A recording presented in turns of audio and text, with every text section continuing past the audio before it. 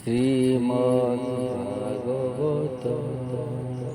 ওম নমো ভগবতে বাসুদেবায়। শ্রীমদ ভাগবত অষ্টম স্কন্ধ একাদশ অধ্যায়।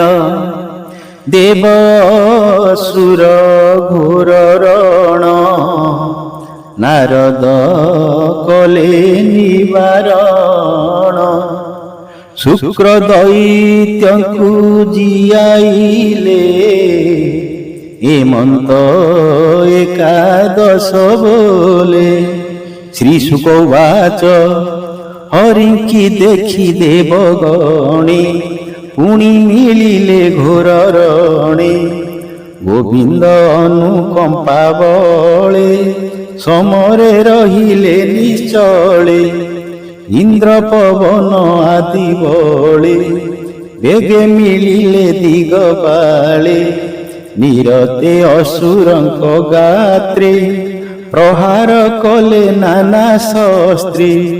ଦେବଙ୍କ ଶସ୍ତ୍ରାଘାତେ ଲୋଟି ଅସୁର ମଲେ କୋଟି କୋଟି। ଅସୁର ବଳ ଭଗ୍ନ ଦେଖି ଇନ୍ଦ୍ର ଯେ ସମର ଉପେକ୍ଷୀ। ବଳି ସମୀପେ ବେଗେ ମିଳି ବଜ୍ର ଉଚାଇ ମହାବଳି। ବୋଲଇ ଅତି କୋପ ମନେ କର୍କଶ ପୁରୁଷ ବଚନେ। ତୁଜେ ବୋଲାଉ ମହାବୀର ସମ୍ଭାଳ ବଜ୍ରାଘାତ ମୋର। ଶୁନେ ବୁଲାନ୍ତେ ଶସ୍ତ୍ରବର ଦେଖି ଡରିଲେ ଦେବାସୁର। ଅସୁରେ ଦେଖି ହହାପଦେ ବଳି ଗର୍ଜଇ ଘୋର ନାଦେ। ବଳି ବଦନ ଇନ୍ଦ୍ର ଚାହିଁ ନିନ୍ଦିତ ବଚନ ବୋଲଇ। ରେ ମୂଢ଼ ମୋତେ ମାୟା କରି ଜିଣିବା ପ୍ରାୟ ମନେ ଧରି।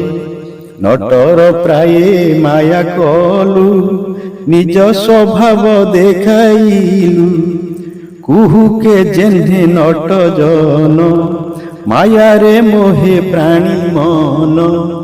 ମାୟାର ବଳେ ସ୍ୱର୍ଗ ଜିଣି ଇଚ୍ଛା କରନ୍ତି ଯେବା ପ୍ରାଣୀ।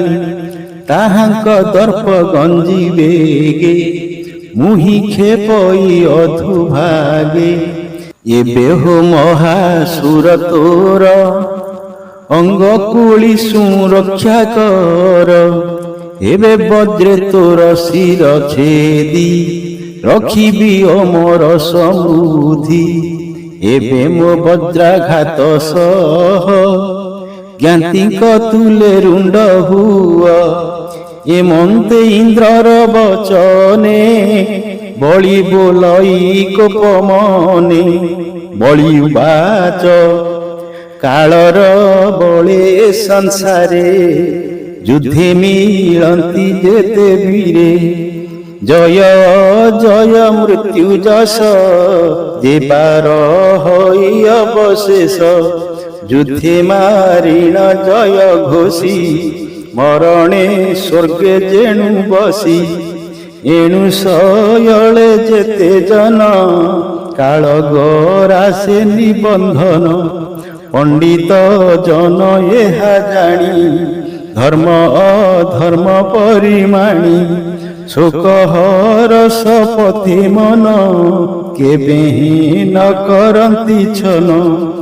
ଆମ୍ଭେ ସକଳ ଏହା ଜାଣି ଆଗମ ନିଗମ ପ୍ରମାଣି। ଏଣୁ ଏ ତୋହର ବଚନେ ମର୍ମ ତାଡ଼ନ ଅନୁମାନେ।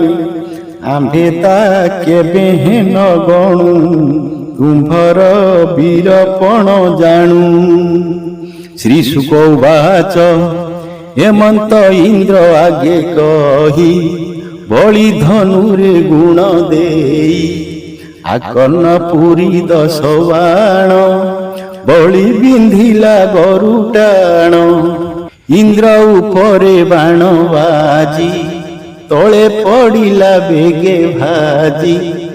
ଗଜ ଶରୀରେ ପୁଷ୍ପମାଳ ବାଜି ପଡ଼ଇ ଜେହ୍ନେ ତଳ ଇନ୍ଦ୍ର ମୁଖ ବଜ୍ର ଧରି ହୁଙ୍କାରେ ବଳି କି ପ୍ରହାରୀ ହୃଦये ବାଜି ଶସ୍ତ୍ର ଗୋଟି ତକ୍ଷଣେ ବକ୍ଷସ୍ଥଳ ଫୁଟି ବଳି ପଡ଼ିଲା ମହି ତଳେ ଶୂନ୍ୟ ଦେଖନ୍ତି ଦିଗ ପାଳେ ବଳିକି ଭୂମିଗତ ଚାହିଁ ଜମ୍ଭ ମିଳିଲା ବେଗେ ଯାଇ ଦେଖିଣ ସଖାର ମରଣ ଆବରି କଲା ଘୋର ରଣ ସିଂହ ବାହନେ ମହାବଳୀ ହୁଙ୍କାର ନାଦେ ଗଦା ତୋଳି ଇନ୍ଦ୍ର ଉପରେ ପ୍ରହାରିଲା ସେ ଗଦା ହସ୍ତିରେ ବାଜିଲା ଗଦା ପ୍ରହାରେ ଜ୍ଞାନ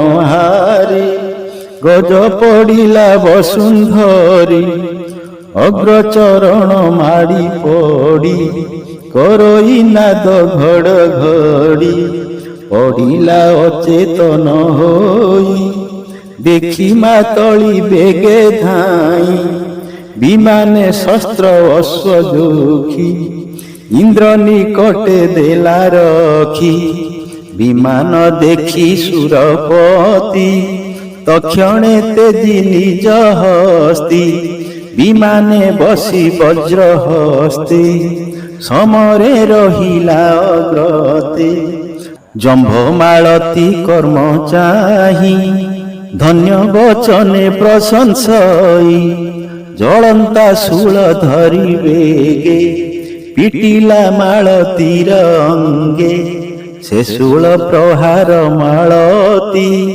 ଶହେ ସ୍ୱଭାବେ ମହାବଳୀ ଇନ୍ଦ୍ର ଧାଇଁଲା ଦେଖି ବେଗେ ବଜ୍ର ପ୍ରହାରେ ଜମ୍ଭ ଅଙ୍ଗେ ଜମ୍ଭ ମରଣ ବଜ୍ରାଘାତେ ଦେଖି ତାହାର ଜ୍ଞାତି ଯେତେ ନାରଦ ମୁଖୁ ବାକ୍ୟ ଶୁଣି ଜୟ ଜୟ ନ ପ୍ରମାଣି ନମୁଚି ବଳ ପାକ ସଙ୍ଗେ ଧାଇଁଲା ଶସ୍ତ୍ର ଘେନି ରାଗେ ଇନ୍ଦ୍ର ନିକଟେ ବେଗେ ମିଳି କୁଚିତ ବାକ୍ୟ ଦେଇ ଗାଳି ଶସ୍ତ୍ର ବରସନ୍ତି ଗହଳେ ଯେ ଶନେ ଆକାଶ ମଣ୍ଡଳେ ପବନ ବଳେ ମେଘମାଳ ପର୍ବତେ ବରସନ୍ତି ଜଳ ବଳ ସହସ୍ରେ ସର ସନ୍ଧି ଅଶ୍ୱଙ୍କ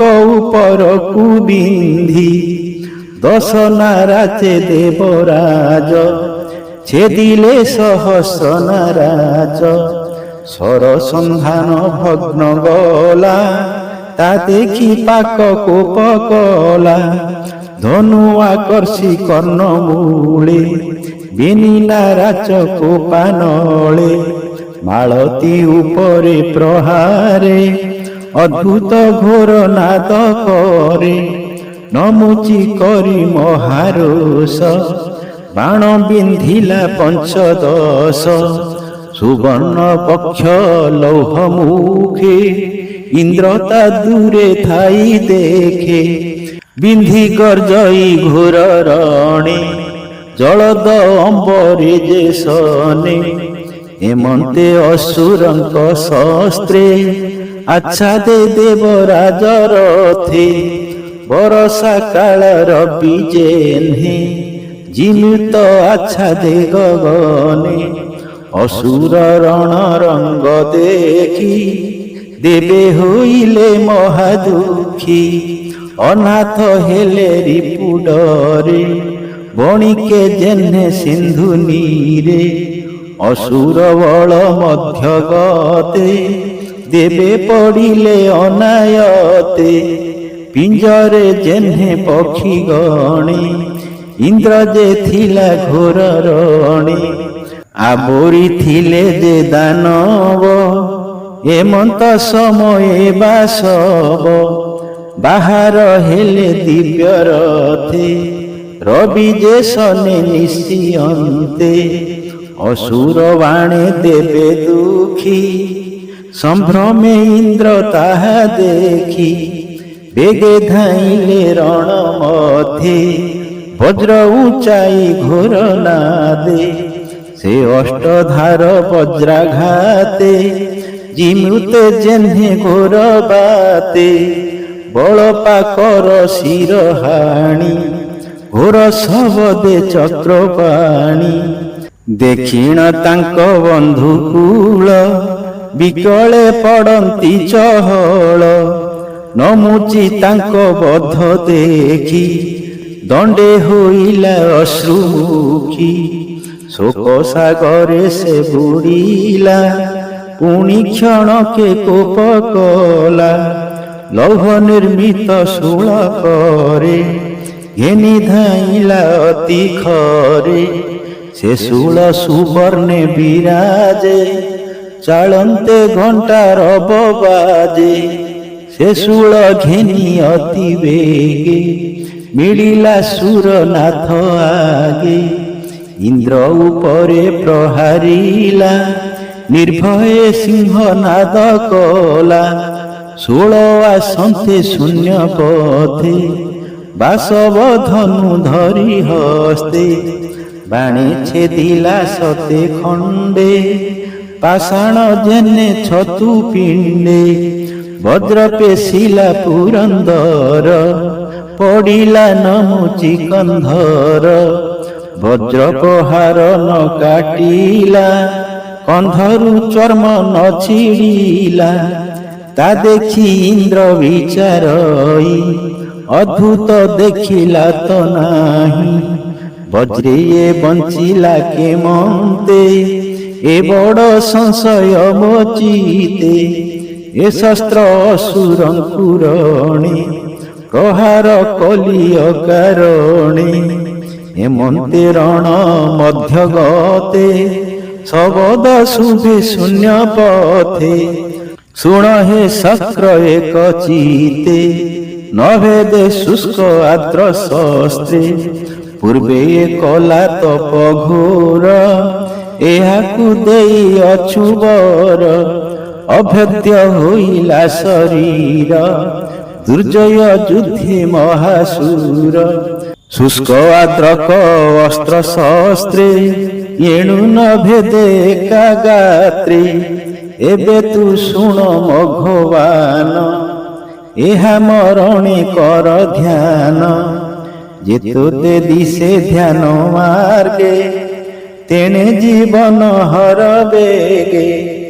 ଏମନ୍ତେ ଶୂନ୍ୟବାଣୀ ଶୁଣି ବାସବ ଧ୍ୟାନେ ମନେ ଗୁଣି। ଧ୍ୟାନେ ଦେଖଇ ଜଳ ଫେନ ତା ଦେଖି ବିଚାରଇ ମନ, ଏ ଆର୍ଦ୍ର ଶୁକ୍ର ନ ବୋଲାଏ ଏଥେ ନାସିବି ଏହା ଗାଏ। ଏମନ୍ତ ମନେ ବିଚାରନ୍ତେ ଫେନ ମିଳିଲା ଆସି ହସ୍ତେ, ନମୁଚି ଅଙ୍ଗେ ପ୍ରହାରିଲା ତକ୍ଷଣେ ଶିରତା ଛିଡ଼ିଲା। ସମରେ ନମୁଚି ମରଣେ ମିଳିଲେ ଋଷି ଦେବଗଣେ, ଇନ୍ଦ୍ର ଉପରେ ପୁଷ୍ପ ବୃଷ୍ଟି କରନ୍ତି ଚିତେ ହୋଇ ତୁଷ୍ଟି।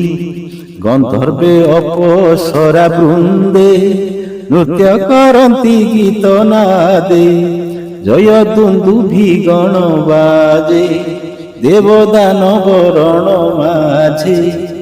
ଏହି ପ୍ରକାର ଦିଗ ପାଳେ ବରୁଣ ପବନ ନଳେ, ଅସୁର ବଳ ସର୍ବ ମାରି ପଶୁଙ୍କୁ ଯେସନେ କେଶରୀ। ଅସୁର ବଳ ଭଗ୍ନ ଶୁଣି ନାରଦେ ପେଶି କୁଶ ପାଣି, ଦେବଗଣଙ୍କୁ ବୋଧ କଲେ ଯୁଦ୍ଧ ନ କର ଆଜ୍ଞା ଦେଲେ। ନାରଦ ସର୍ବଦେବଗଣେ ନିଷେଧ କଲେ ଜଣେ ଜଣେ, ବୋଲନ୍ତି ଦେବଗଣ ଚାହିଁ ସମର କରୁଛ କି ପାଇଁ। ସିନ୍ଧୁ ମନ୍ଥନେ ପାଇ ପ୍ରାସ ଅସୁରେ ହୋଇଲେ ନିରାଶ, ତୁମ୍ଭେ ଅମୃତ ପାନ କରି ସ୍ୱର୍ଗେ ଲଭିଲ ଦେବଶିରି। ଶ୍ରୀଶୁକ ଉବାଚ ନାରଦ ବାକ୍ୟ ଶୁଣି ଭଲେ ତ୍ରିଦଶେ ସମରଣ କଲେ।